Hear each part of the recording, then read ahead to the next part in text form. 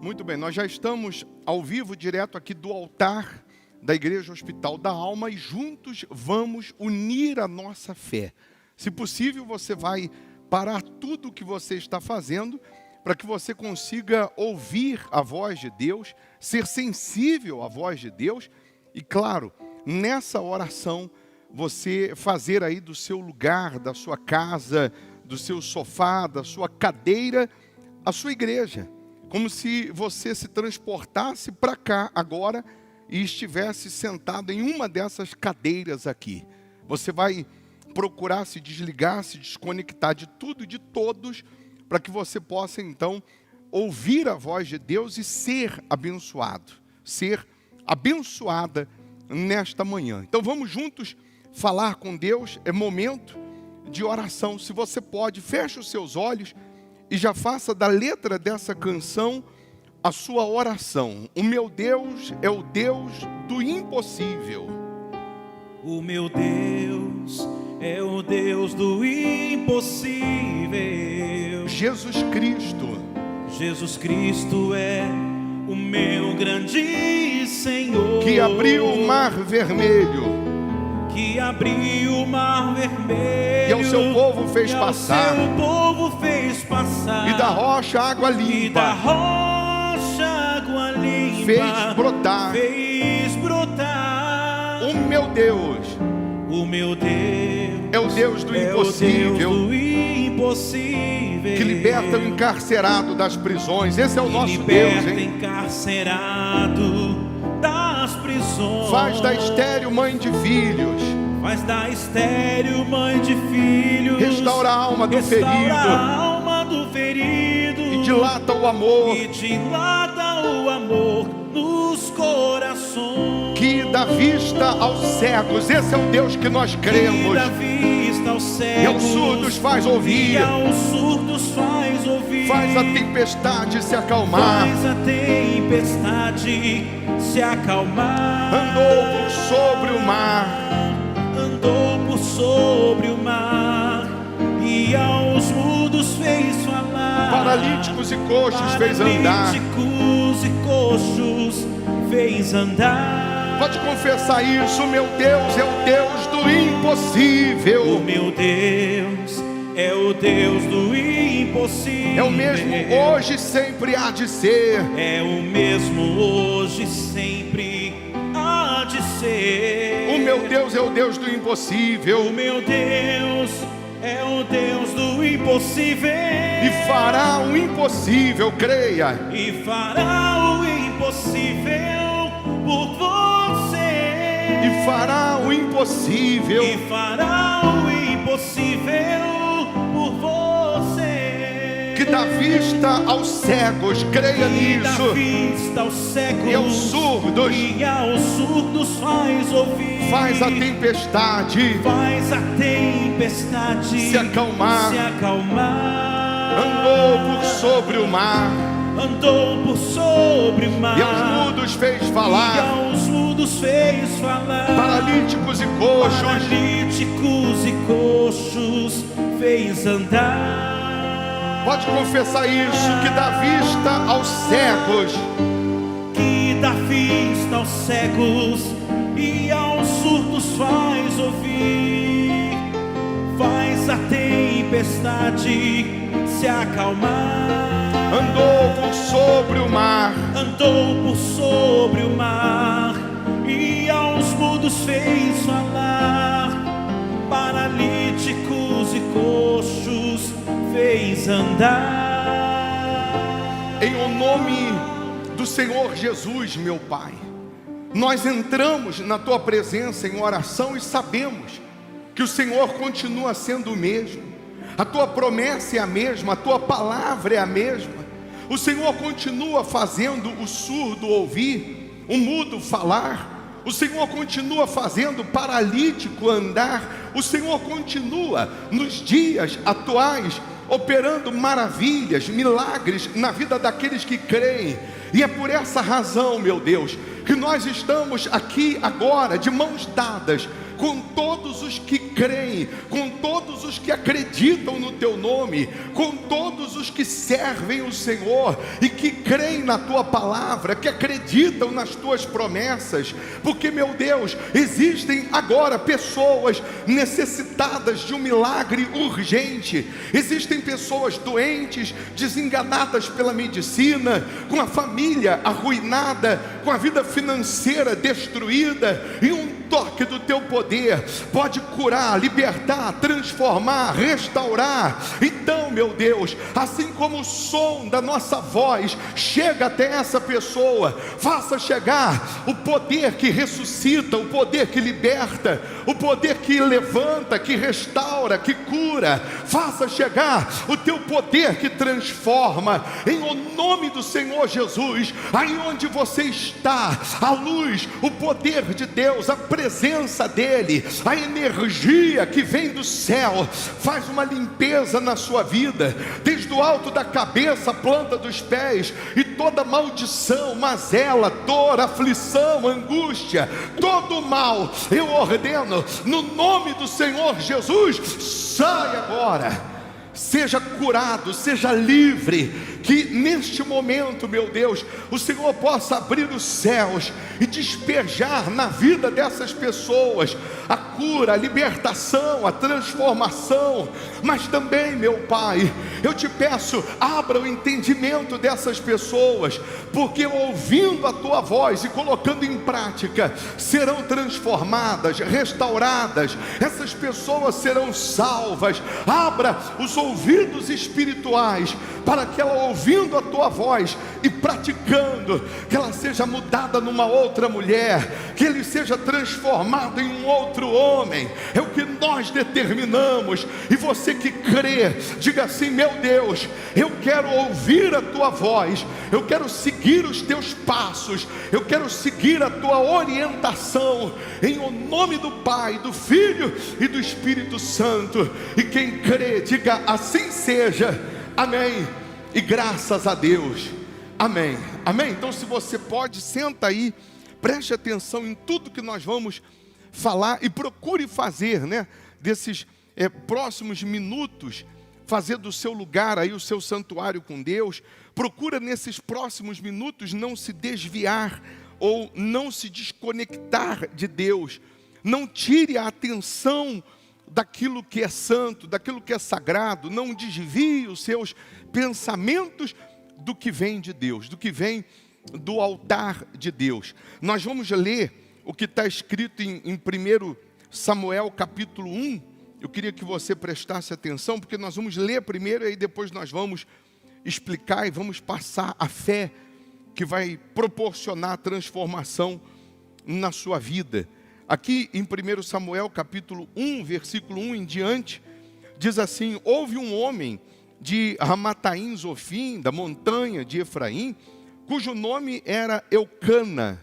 Grava esse nome, Eucana, filho de Jeroão, filho de Eliú, filho de Tou, filho de Zufi e Efrateu. E este tinha duas mulheres. O nome de uma era Ana. Grifa aí esse nome para você não esquecer. E o da outra, Penina. E Penina tinha filhos, porém Ana não os tinha.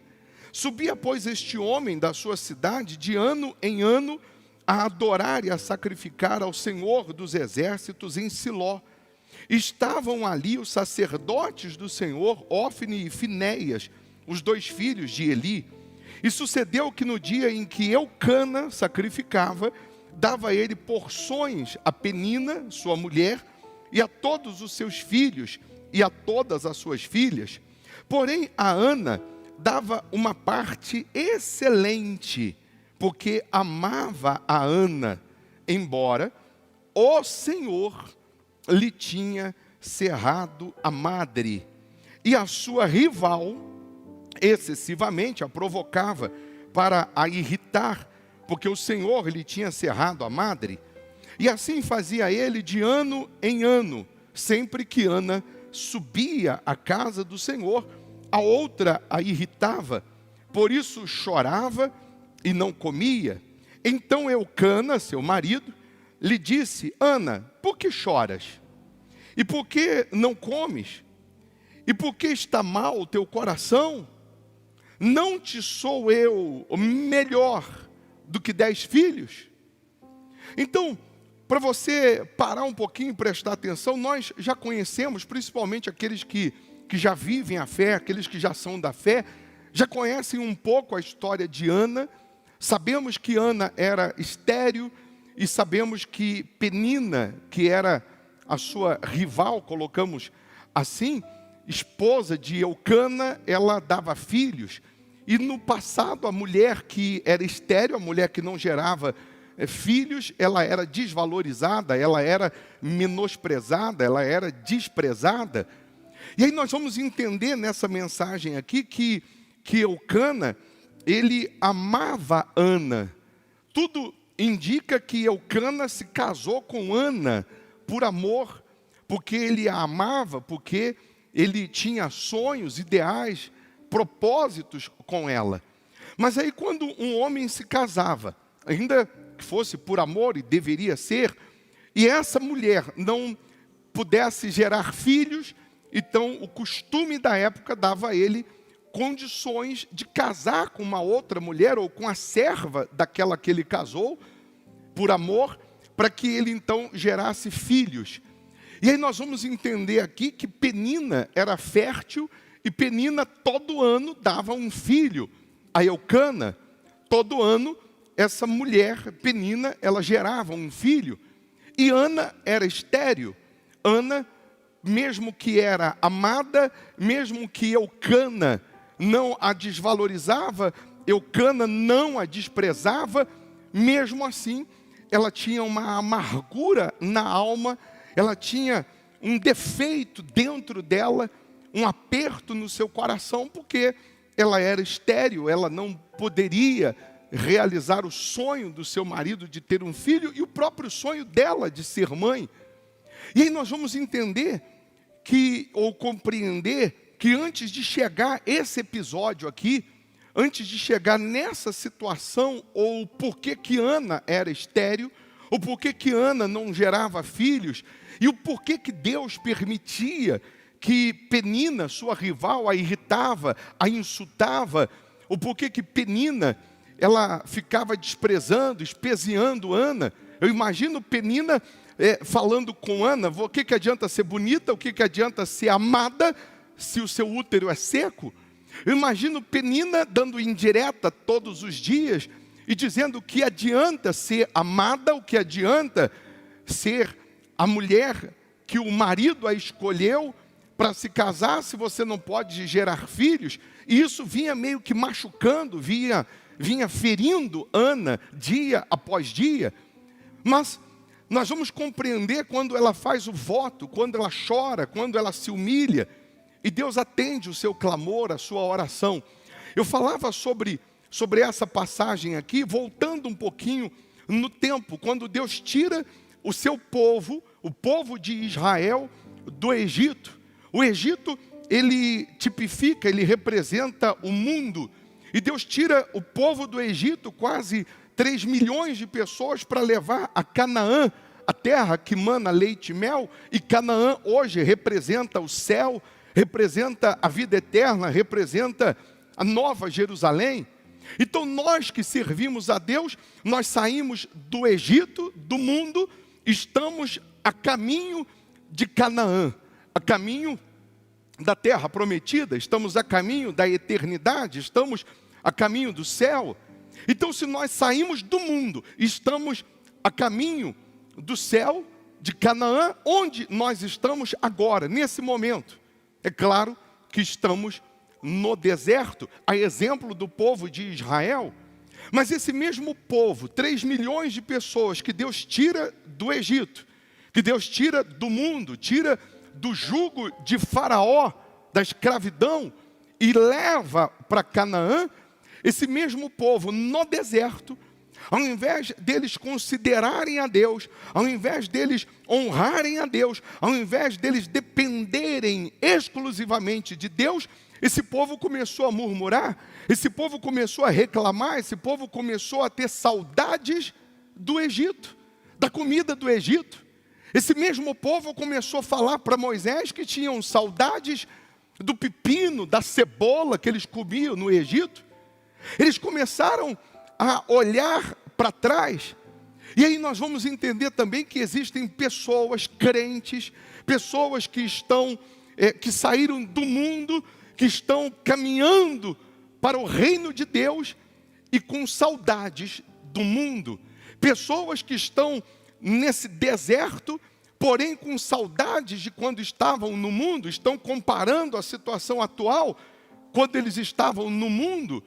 E isso deixava Deus irritado, isso deixava Deus injuriado, ao ponto de Deus chegar para Moisés e falar: Moisés, eu vou destruir o povo, eu vou matar o povo, eu vou destruir esse povo, porque não é possível que eles não me considerem, não é possível que eles não vão considerar tudo o que eu fiz, o que eu já mostrei, e o que ainda vou fazer. E Moisés chegou para Deus e disse: não, Senhor, se o Senhor matar esse povo, os egípcios vão dizer que o Senhor tirou eles da escravidão para matá-los no deserto. E aí você vai ver um homem dando conselho para Deus. E Deus disse: não, é verdade. Então, continua aí a caminhada, vamos ver se eles tomam juízo, eu não vou matar. E aí passava mais um pouco, o povo começava a reclamar, murmurar, de novo, comparar a situação atual com o Egito. Eles estavam com saudades do Egito. E aí você vai entender que o problema não é o Egito, o problema é o que você faz no deserto. Porque o deserto não é para você habitar, morar, é uma passagem. Você está vivendo um deserto agora, você está atravessando um deserto. Você não vai morrer nesse deserto, você não vai morar nesse deserto, você vai atravessar o deserto. Mas se você estiver no deserto, pensando no Egito, você jamais vai chegar em Canaã, você jamais vai chegar na terra que mana leite e mel. Ao invés de você que está no deserto ficar olhando e lembrando do Egito, você tem que pensar em Canaã. Você já deve viver uma Canaã no deserto, você já deve viver, visualizar a Canaã no deserto, porque você só chega onde a sua visão alcança. Você só vai chegar onde a sua visão está alcançando. Se você está no deserto olhando para trás, você jamais vai chegar no sucesso. Mas se você está no deserto olhando para frente, imaginando a Canaã, a terra prometida, você vai chegar lá sim, apesar dos percalços, das pedras, das dificuldades do deserto.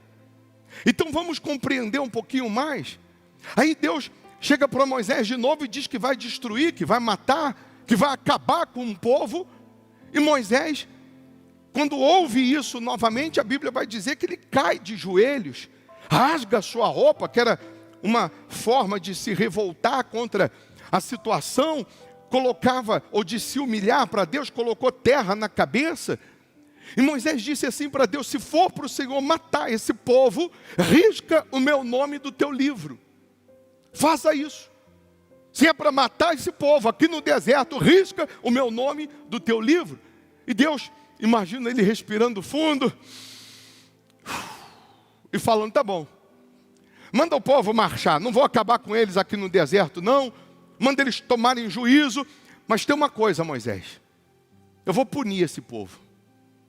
Eu vou punir porque, ao invés deles considerar a minha palavra, eles estão considerando a dúvida, eles estão considerando a incredulidade. Ao invés deles considerarem a fé, eles estão considerando o que não presta. Eu imagino Moisés falando: mas como que o Senhor vai punir esse povo? O Senhor vai deixar o calor do deserto, o sol, que chega a 55 graus na península do Sinai, queimar a pele desse povo? É isso? E Deus disse: não, eu já preparei uma nuvem que vai guardar esse povo, uma sombra que vai protegê-los do sol. Então o Senhor vai matá-los de frio e hipotermia, porque no mesmo deserto, no mesmo lugar, que à noite, que de dia faz 55 graus, à noite chega a fazer na madrugada menos 5 graus. Então o Senhor vai matar de frio? E Deus: não, eu também já preparei uma coluna de fogo à noite para aquecer, para guardar. Então como que o Senhor vai fazer? O Senhor vai matar de sede? Deus disse: está vendo aquela rocha ali? A rocha de Meribá? dali vai sair água para esse povo, 3 milhões de pessoas. Dessa rocha de Meribá, eles vão beber água.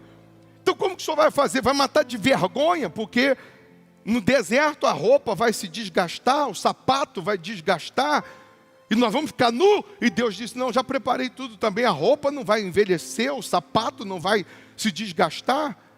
Então como que o senhor vai punir esse povo? E Deus deixou claro para Moisés que durante 40 anos, eles estariam perdidos num espaço que era para levar 40 dias do Egito a Israel, do Egito a Canaã, o que duraria 40 dias, porque eles murmuraram, reclamaram, se lastimaram, duvidaram.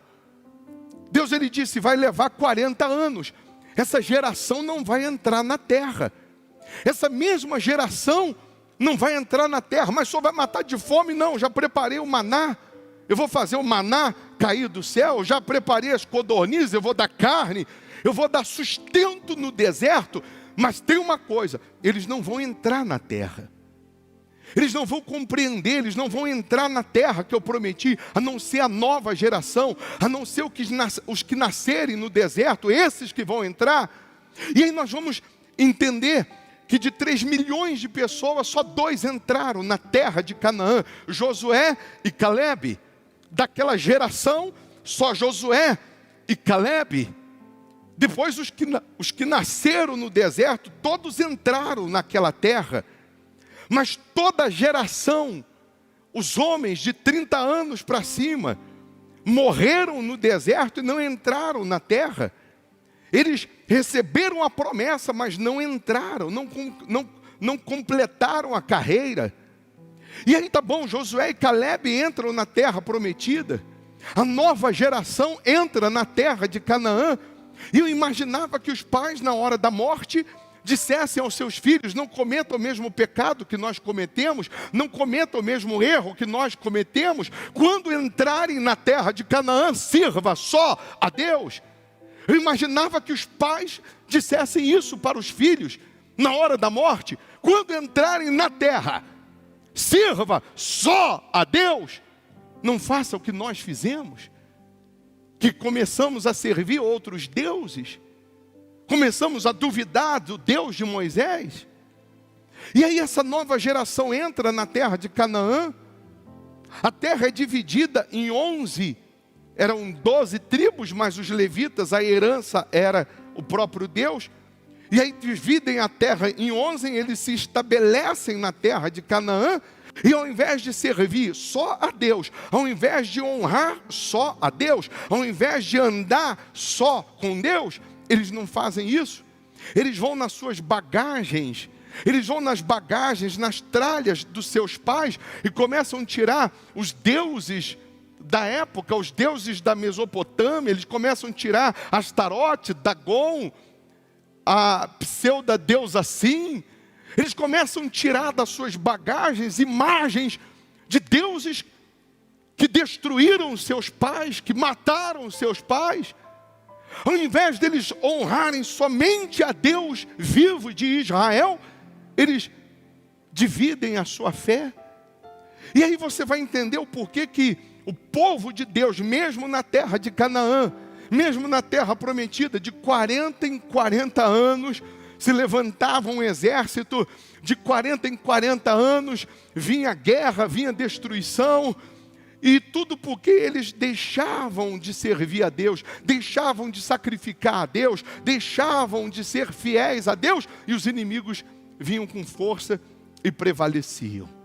Pois bem, aí nós vamos entender que na época de Eucana, que casou-se com Ana, o profeta da época era Eli.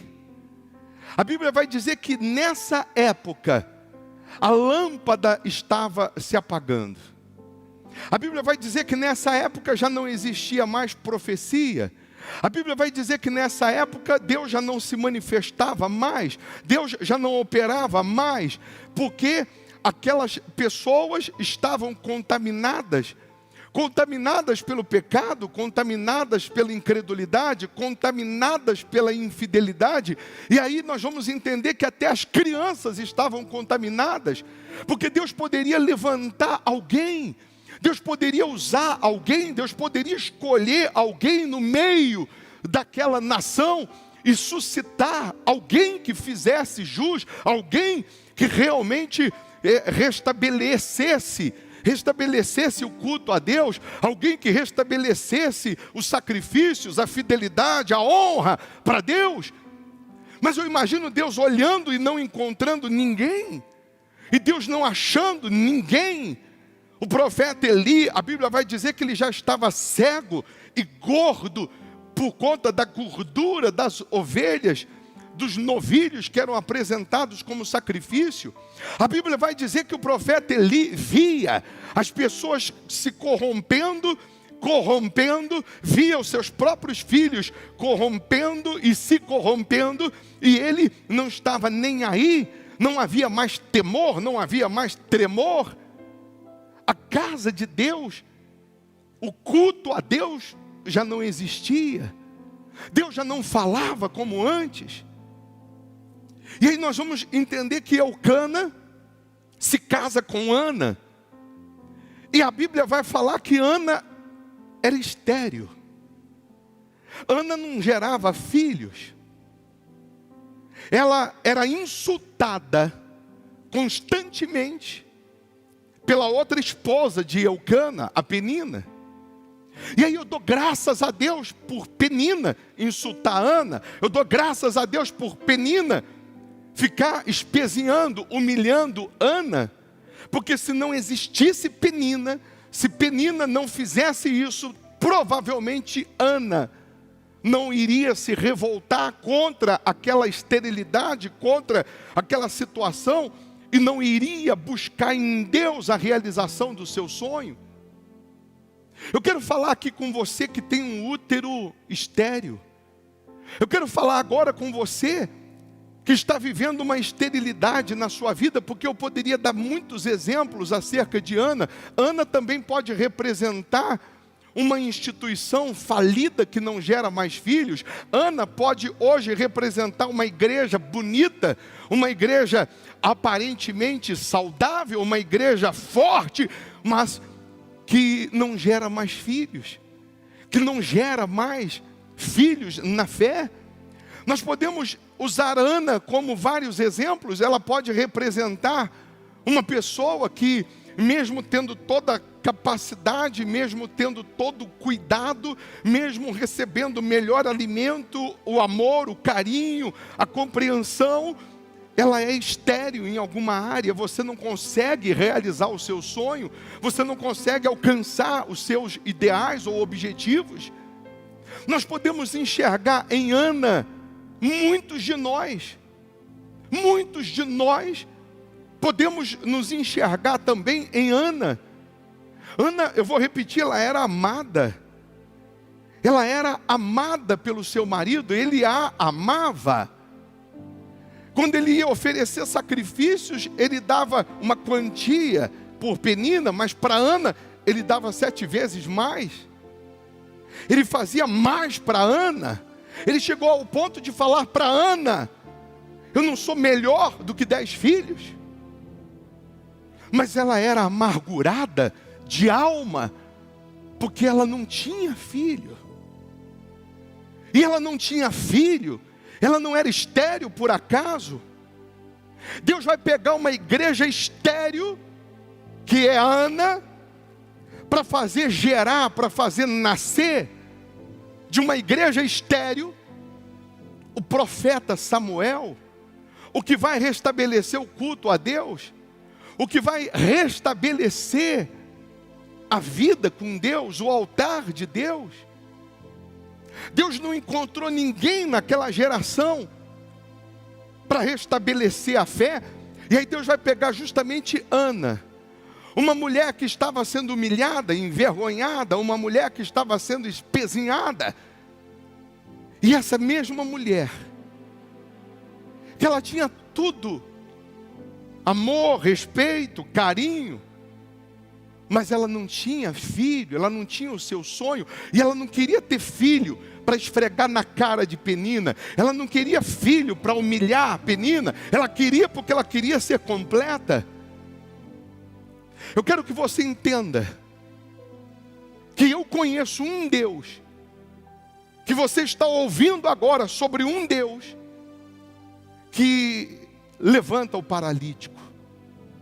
Você está ouvindo agora sobre um Deus que ressuscita mortos. O Deus que você está crendo, que você está buscando, Ele continua sendo o mesmo Deus que faz da estéril alegre mãe de filhos.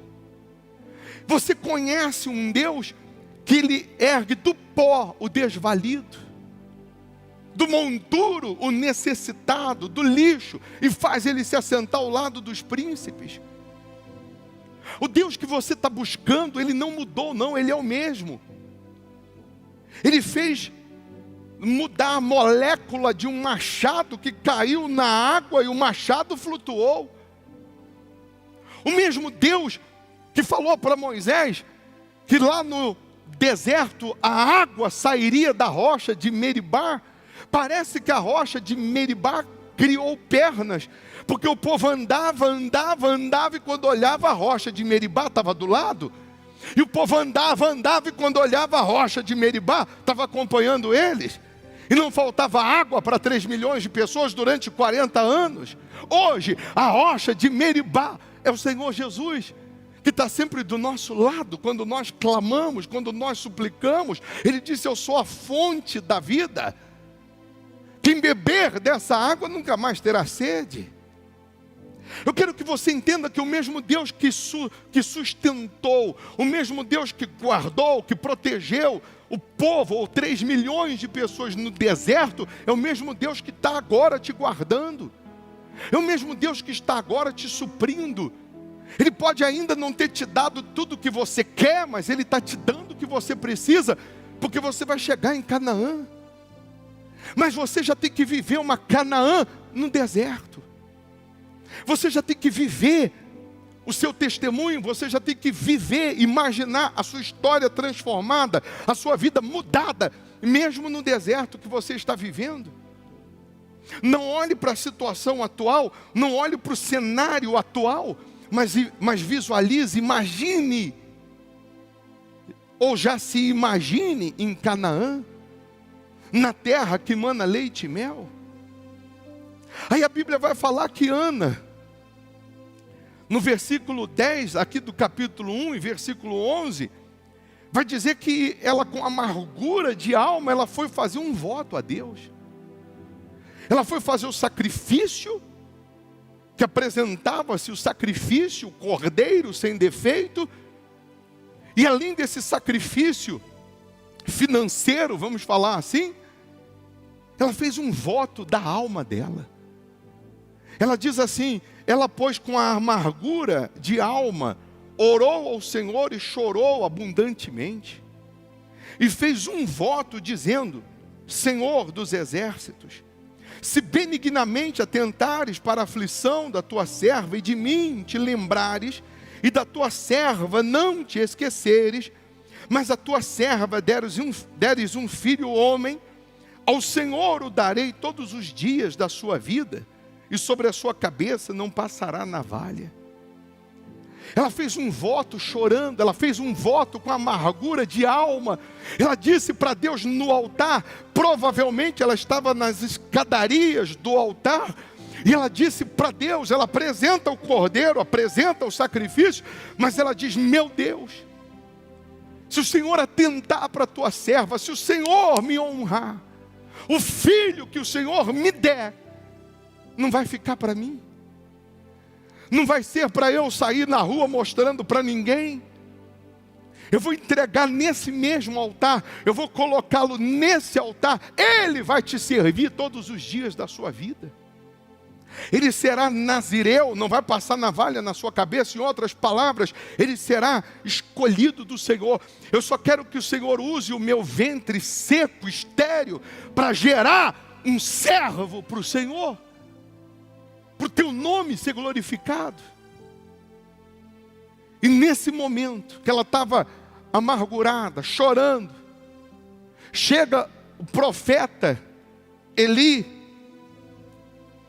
e ele ouve os murmúrios, o gemido dela, e ele vira para ela sem sentimento algum e diz: você está bêbada uma hora dessa? Você está aí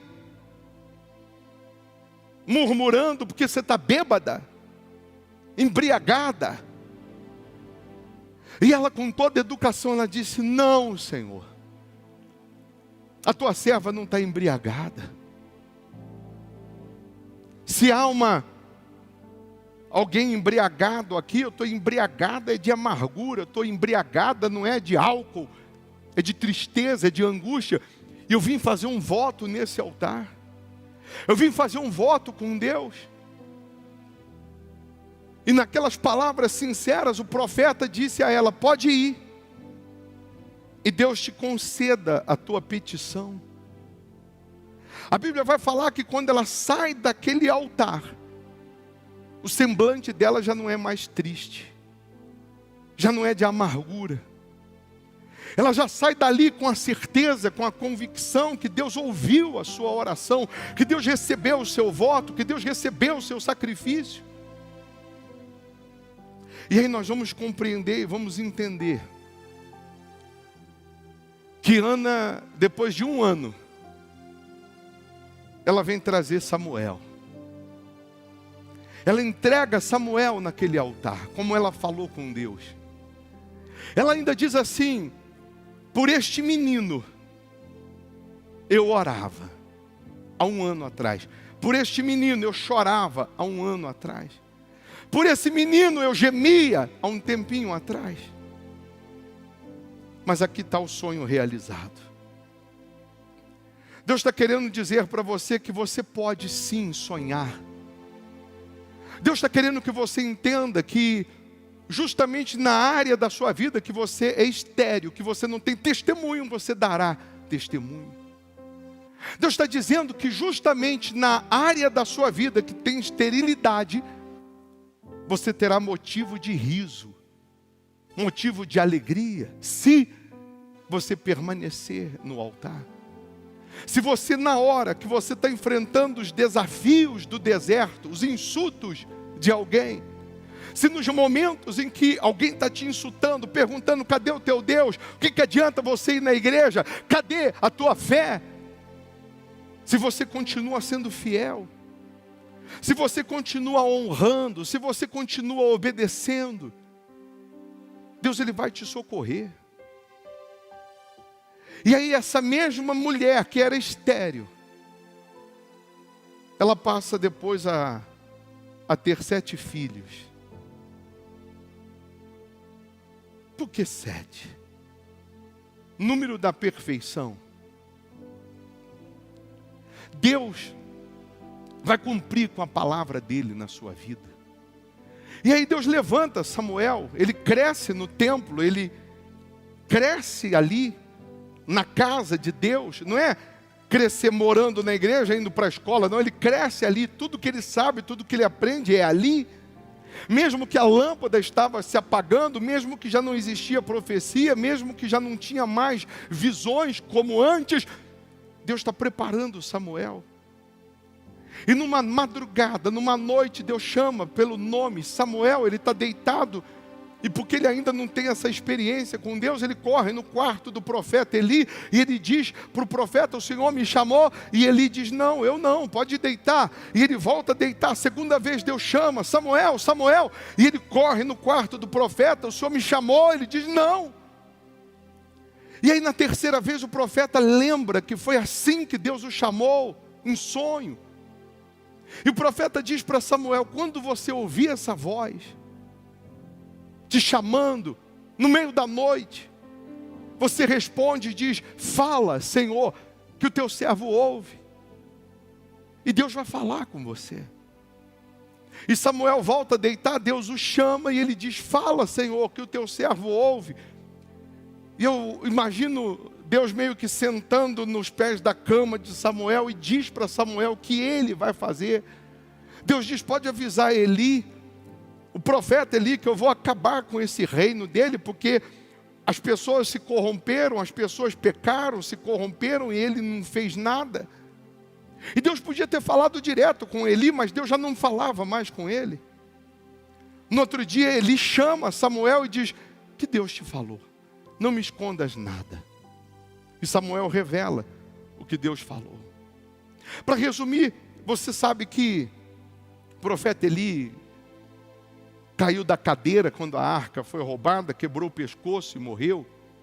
Os 2 filhos dele que tinham se corrompido foram mortos na batalha.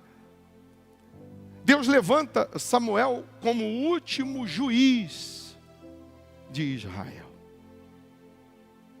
Assim como foi Gideão, Sansão, Deus levanta Samuel, filho de uma estéril, o filho de um ventre estéril, que Deus fez nascer, para restabelecer o culto a Deus. Deus nesse momento está abrindo muitos úteros. Nesse momento Deus está tocando em muitas anas. Nesse momento Deus está tocando em muitos úteros que não davam filhos, que não geravam milagres. E você vai ser um gerador de milagres. Pasme você será um útero que vai produzir milagres. Você amanhã será a coluna nessa obra. Deus está pegando hoje uma pessoa estéril, que ninguém dá nada por ela. E Deus está fazendo nascer, gerar em você milagres, que através do seu dízimo, da sua oferta, você vai dar condições dessa obra crescer. Deus agora, nesse momento, está pegando pessoas que eram estéreis, que ninguém dava nada, e Deus está fazendo acontecer agora milagres tal, que quem olhar para você, vai ver o próprio Deus. Eu conheço um Deus que faz o mudo falar, faz o surdo ouvir. Eu conheço um Deus que faz maravilhas. Então você, Ana, se está vivendo amargura, e nesse momento Deus te toca, para você fazer um voto, faça. Se nesse momento, na amargura que você está vivendo, se você sente uma voz te chamar, se você sente Deus te buscar, falar, vem para o altar, diz para Ele, eis-me aqui, Senhor. Se Deus está te chamando, como chamou Samuel, para você ser dizimista, Deus está te tocando para você ser dizimista aqui no Hospital da Alma. Essa vontade que você está sentindo de ser coluna aqui, nessa igreja, nessa obra, é Deus te chamando. É só você falar para Ele, fala, Senhor, que o teu servo ouve. Ele não está falando de placa de igreja, Ele não está falando de religião, está falando de você ouvir a voz dEle, para Ele fazer de você um Samuel nos dias atuais, para você fazer um voto, pegar o que você tem, que não resolve o seu problema, ou não dá o que você quer, e você coloca no altar com a sua vida, coloca no altar com a sua fé, e faça um voto, fala, meu Deus, a vitória, a honra, o milagre que o Senhor vai fazer é para a tua glória, para o teu nome ser exaltado, não é para o meu não. E nesse momento Deus tira a amargura, a tristeza, a angústia. Nesse momento Deus, Ele está fazendo nascer uma geração de vitoriosos. Deus está fazendo nascer agora uma geração que vai servir só a Ele, que vai honrar só a Ele e mais ninguém. Deus está te tocando para fazer de você um novo homem, uma nova mulher. Seja fiel.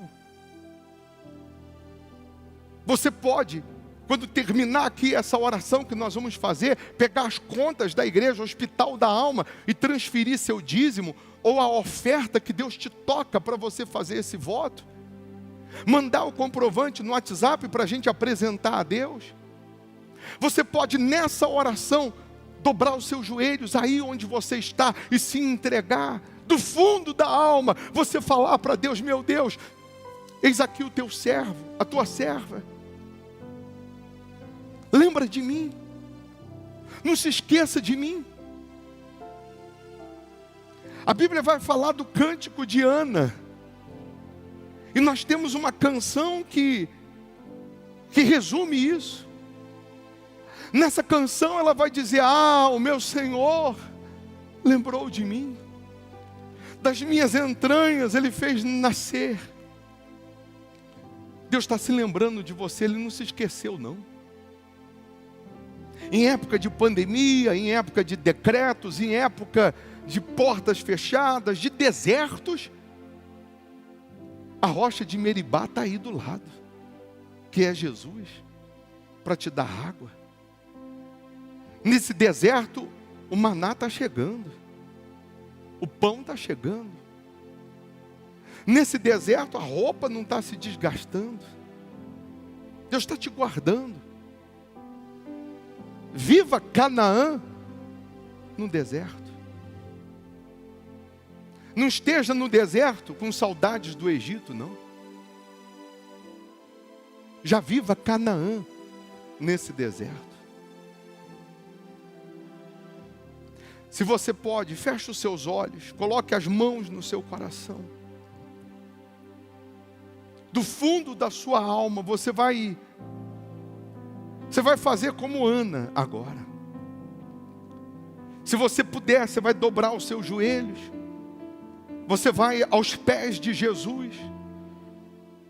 E aí de joelhos agora, porque você pode até dobrar os joelhos agora com amargura de alma.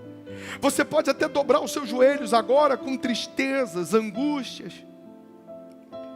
Mas quando você terminar de fazer o seu voto, de falar com Deus, o seu semblante já vai ser diferente. É só você do fundo da sua alma, você falar: meu Deus, perdoa os meus pecados.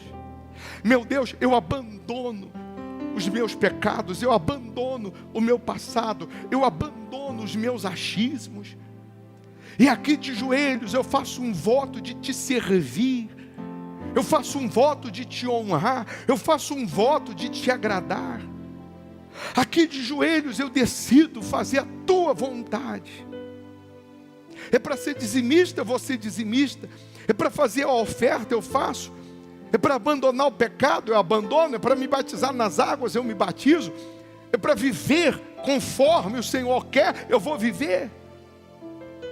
Então nesse momento que você é sincera, sincero, que você se entrega, se derrama no altar de Deus, Ele coloca a mão no útero estéril e Ele transforma num útero fértil. Nesse momento Deus, Ele toca na área que você era amargurada, amargurado, e Ele transforma em alegria. Ele faz da estéril mãe de filhos. Ele restaura a alma do aflito. Ele faz novas todas as coisas. Esse é o nosso Deus. Ele está aí com você, minha amiga, meu amigo. Você não está sozinha, sozinho não. Ele é a rocha de Meribá, que sai uma fonte a jorrar. O Senhor Jesus é essa fonte. Ele está aí na tua frente. E você pode se saciar, você pode beber dessa água. Você pode beber do Espírito de Deus, da presença de Deus, do poder dEle agora. Lava-nos, meu Pai.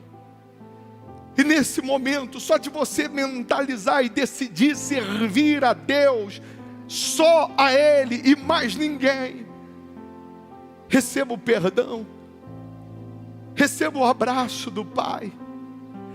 Ele vem como uma brisa que refrigera a alma. É bem verdade que alguém pode ainda, você no altar fazendo um voto, alguém pode ainda te julgar. Alguém pode aparecer como apareceu o profeta Eli e achar que você está embriagada, achar que você está embriagado, achar que você está fora de si. Porque é isso que acontece quando nós fazemos um voto, quando somos fiéis a Deus, quando somos dizimistas, quando honramos a Deus para os incrédulos. Isso parece loucura, isso parece que estamos embriagados, mas estamos servindo a Deus, estamos honrando ao nosso Pai. Então não se preocupe com o que os outros pensam ou acham, se preocupe em honrar ao seu Pai, se preocupe em agradar a Deus, e Ele te restaura, Ele te perdoa.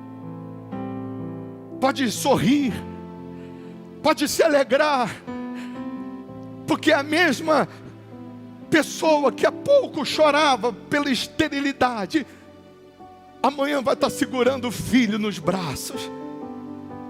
Amanhã você vai estar com o seu testemunho nos braços. Vai nascer, ei Ana, vai nascer o seu sonho, vai nascer o seu testemunho, vai nascer uma vida nova, em o nome do Senhor Jesus. Meu Senhor, ouve a oração desse teu servo, com a alma embriagada de amargura. Vem fazer um voto em teu altar, ó meu Pai. Vem e me atende nesta hora. Falei do meu desgosto até agora.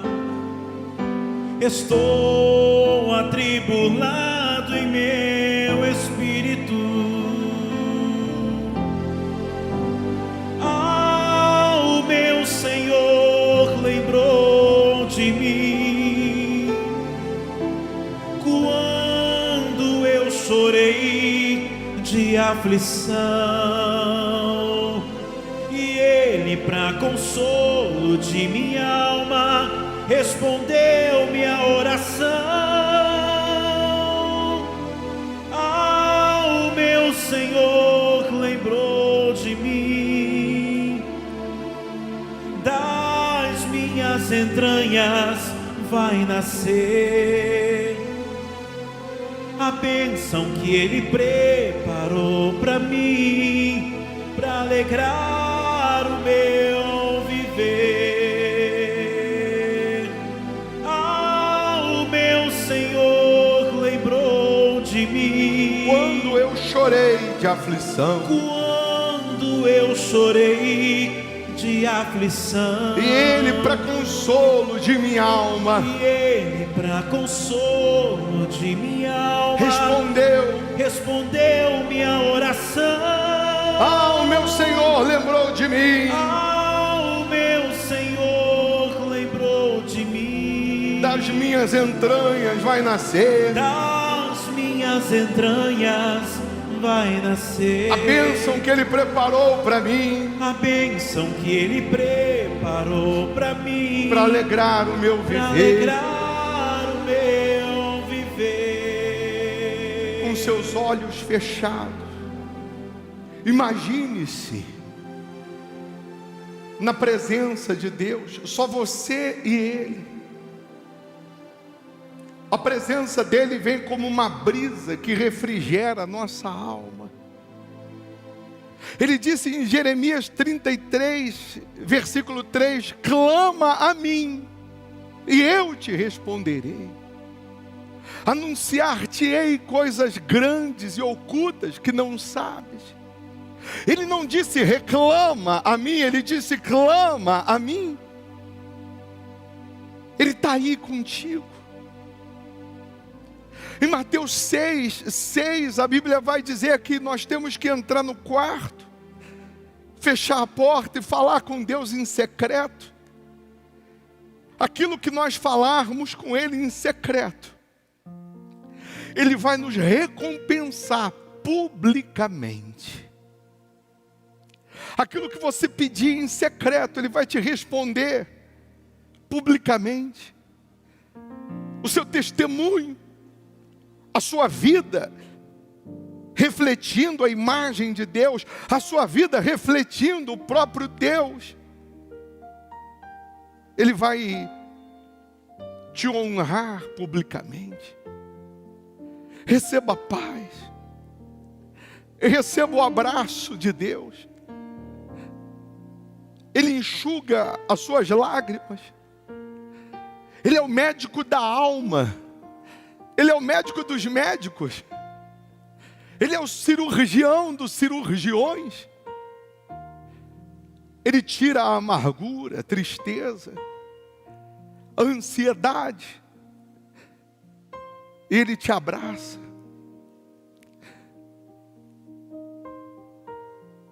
Ele te envolve. Pode entregar a sua vida. Faz um voto de jamais desistir. Faz um voto de jamais olhar para trás. Fala: meu Deus, eu quero permanecer contigo. Eu quero permanecer com o Senhor. Eu quero fazer a tua vontade. Seguir os teus passos. Eu quero entrar no quarto, fechar a porta. Eu quero ficar em particular contigo, no secreto com o Senhor. Faça isso espiritualmente agora.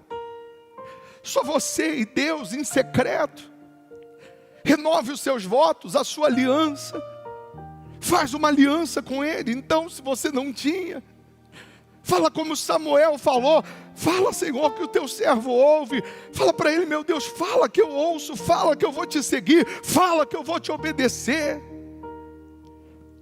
Mas entra agora no quarto. Fecha a porta espiritualmente falando. E receba a presença dEle. Pode adorar. Pode contemplar. Pode exaltar. Fique à vontade na presença do Pai. Fique à vontade na presença de Deus. Ele não se esqueceu de você. Ele não lhe abandonou. Ele não desistiu de você. Ele está falando para você: continue sonhando que o seu sonho vai se realizar. Continue crendo. Aleluia, meu Pai. Entre no quarto e feche a porta. Chegou a hora de falar com Deus. Dobre os joelhos e sinta a presença que toma todo esse lugar. Sinta a glória de Deus. Sinta a glória do Pai. Não se detenha se as lágrimas rolarem e as batidas do seu coração acelerarem. É Ele mexendo no secreto da gente, o lugar que ninguém conhece mais. Ele viu e sabe curar.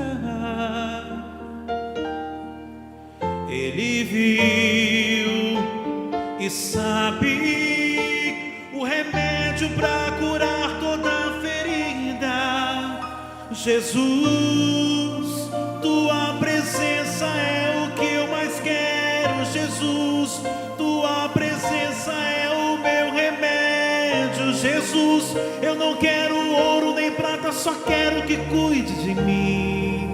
Eita, que presença é essa? Presença que mexe, confronta com tudo aqui dentro da gente, que causa um arrepio na alma e a gente sente. Jesus, que eu perca dinheiro e perca amigos, só não quero perder tua presença, tua presença, tua presença, tua presença, tua presença. Ele está aí na sua frente. Eu vou terminar a reunião, deixar você com essa canção. E você que deseja fazer o seu voto agora, uma oferta agora, pegar aí o seu dízimo, os seus votos, o que Deus te toca. Eu vou deixar as contas da igreja Hospital da Alma. Você pode fazer aí um print ou pegar depois no meu Instagram, nos destaques. E você pode agora apresentar a Deus a sua fidelidade, o seu voto. E aí você vai mandar no nosso WhatsApp o comprovante para apresentarmos a Deus. Mas hoje, Deus preparou essa reunião para fazer da mulher estéril a alegre mãe de filhos. As áreas da sua vida que você não tinha testemunhos, você dará testemunho. Que Deus abençoe sua vida, sua família. Que Deus faça em você e através de você novas todas as coisas. Se tu a própria bênção, no nome do Senhor Jesus. Que Deus abençoe o seu dia. Entre no quarto e feche a porta. Deus abençoe a todos. Entre no quarto e feche a porta. Chegou a hora de falar com Deus. Dobre os joelhos e sinta a presença que toma todo esse lugar. Sinta a glória de Deus. Sinta a glória do Pai. Não se detenha se as lágrimas rolarem e as batidas do seu coração acelerarem. É Ele mexendo no secreto da gente, o lugar que ninguém conhece, mas Ele viu e sabe curar. Ele viu e sabe o remédio para curar toda ferida. Jesus, tua presença é o que eu mais quero. Jesus, tua presença é o meu remédio. Jesus, eu não quero ouro nem prata, só quero que cuides de mim. Eita, que presença é essa? Presença que mexe, confronta com tudo aqui dentro da gente, que causa um arrepio na alma e a gente sente. Jesus, que eu perca dinheiro e perca amigos, só não quero